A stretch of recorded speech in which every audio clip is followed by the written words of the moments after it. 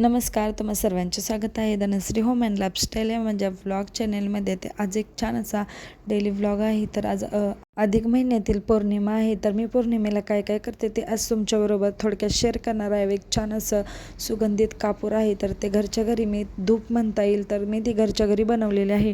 त्याचाही व्हिडिओ मी पुढे अटॅच करते, तर तोही पाहावं नक्की करा. खूप छान असं आहे. तर आज पौर्णिमा असल्यामुळे उंबरठा पूजन करून घ्यायचं होतं, तर तेच मी घेत होते. तर सकाळचं किती गडबड असली तरी मी पटकन असं साधं का होईना पण छान असं उंबरठा पूजन करून घेते. त्यामुळे खूप छान असं सकाळचं वातावरण होतं. आणि त्यानंतरनी जर करायचं म्हटलं तर ते राहूनच जातं, कारण हे दोघे उठले की मला दरवाजा अजिबात उघडा ठेवून देत नाहीत. डायरेक्ट बाहेर पळत जातात किंवा मग उंबरठा पूजनही करून देत नाही, मध्ये मध्येच हात घालतात. तर उंबरठा पूजन करतच होते, तर तेवढ्यात अगदी थोड्या वेळातच तो उठलेला होता. तर सर्व आता छान उंबरठा पूजन करून घेतलेलं आहे.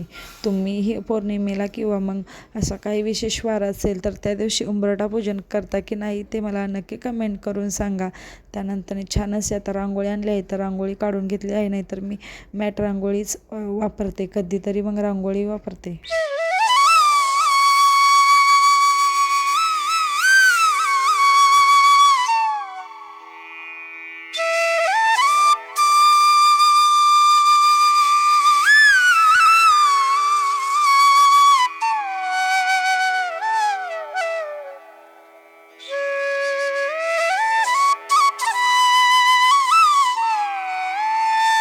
चला तर मग सुगंधित धूप बनवूया घरच्या घरी. तरी ते मी दालचिनी घेतलेली आहे. दालचिनी, लवंगा व कापूर या तीन वस्तू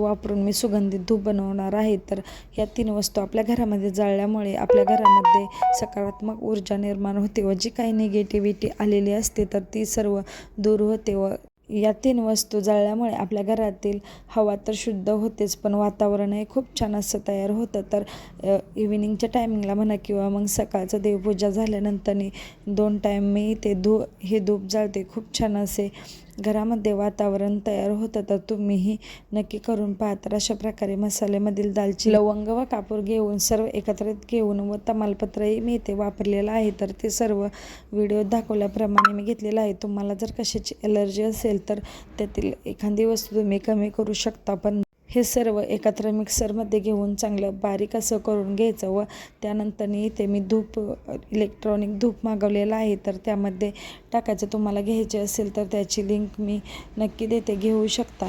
व त्यानंतरनी किंवा मग तुम्हाला इलेक्ट्रॉनिक धूप नसेल तर तुम्ही डायरेक्ट धूपदाणीमध्ये घेऊन जाळू शकता. तोही आपल्या घरामध्ये फिरवू शकता. तर जर तुम्हाला जाळायचं नसेल तर डायरेक्ट इलेक्ट्रॉनिक जे धूपदाणी असते त्यामध्ये टाकले तरीही चालू शकतं. खूप छान असा सुगंध येतो. नक्की करून पाहावं. तुम्हाला फरक वाटतो की नाही ते मला नक्की कमेंटमध्ये सांगा. मी तरी आता 2 ते 3 दिवस झालं आता करून 2-3 वेळा वापरून झालेला आहे. खूप छान असा वासही येतो व वातावरणही खूप छान असं होऊन जातं. सर्व वस्तू वेगवेगळ्या जाळण्यापेक्षा अशा प्रकारे एकत्र करून छान असं बारीक करून घ्यायचं व ते जाळायचं. खूप छान असा फरक येतो. एअरटाईट कंटेनरमध्ये भरून ठेवायचं, म्हणजे त्याचा वास जाणार नाही. व बनवल्यानंतरनी कसं वाटतं ते मला सांगायला कमेंट करून विसरू नका. तर इथे मी इलेक्ट्रॉनिक धूपदाणी आहे तर त्यावर तेच लावून देते. तर अगदी चालू केले की लगेचच त्यातील कापूर जळतो व त्यामुळे वास खूप छान असा येतो. घ्यायचं असेल तर नक्की ते मी व्हिडिओमध्ये टॅग करते, घेऊ शकता.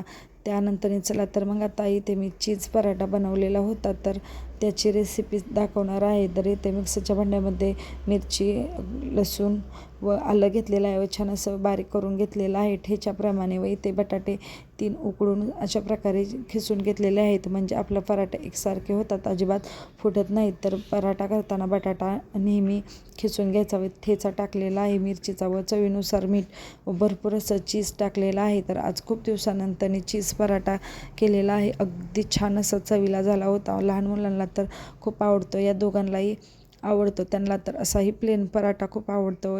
त्यानंतर आज चीज घातलं होतं तर खूप आवडीने त्यांनी खाल्लेला होता. तर छान लागतो. तर त्यांच्यामुळे इथे मी मिरचीचा ठेचा थोडासा कमी घातलेला आहे. पण तुम्हाला जर चणचणीत आवडत असेल तर तुम्ही ते मिरचीचं प्रमाण वाढवू शकतो.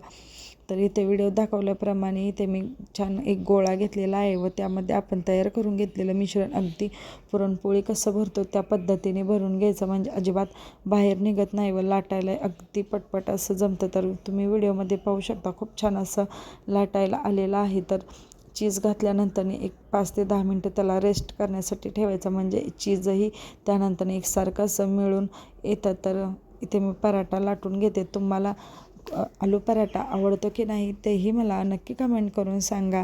तर छान असा इथे मी मोठा पराठा लाटून घेतलेला आहे. एक पराठा खाल्ला म्हणजे 12-1 पर्यंत काही टेन्शनच नाही. तर नाश्त्याला मी अशा प्रकारे अधूनमधून बनवत असते.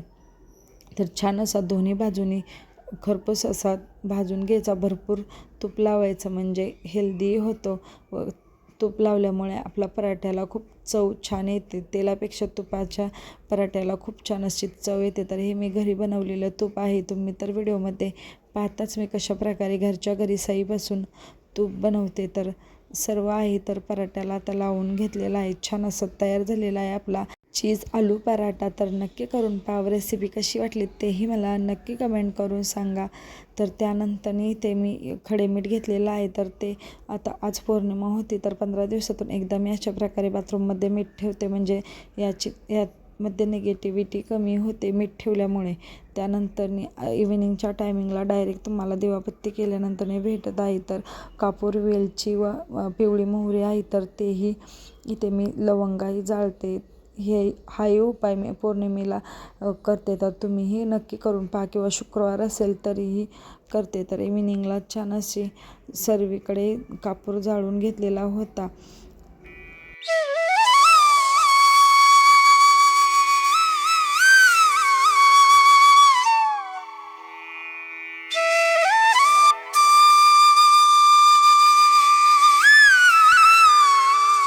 गावावरून भाऊ आला होता तर मावशीने आमच्यासाठी जांभळे पाठवलेले होते. तर मस्तपैकी ताव मारला व आज IPLचा फायनल मॅच होते. तर संध्याकाळी टेरेसला गेल्यावरती जिंकल्यानंतर फटाके फोडलेले होते. तर यांना फटाके पाहण्यासाठी खूप मज्जा येते. तर तेच ते डब्यावरती चढून उभं राहून पाहत होते व त्यांचा आनंद व्यक्त करत होते. तर IPL जिंकलेली होती त्यामुळे सर्वांनीच इथे फटाकडे वाजवलेले होते. ब्लॉग कसा वाटला तो मला नक्की कमेंट करून सांगावं. चला तर मग भेटूया छान अशा एक आपल्या नवीन डेली व्लॉगमध्ये. चॅनेलवर जर नवीन असाल तर नक्की सबस्क्राईब करा. धन्यवाद.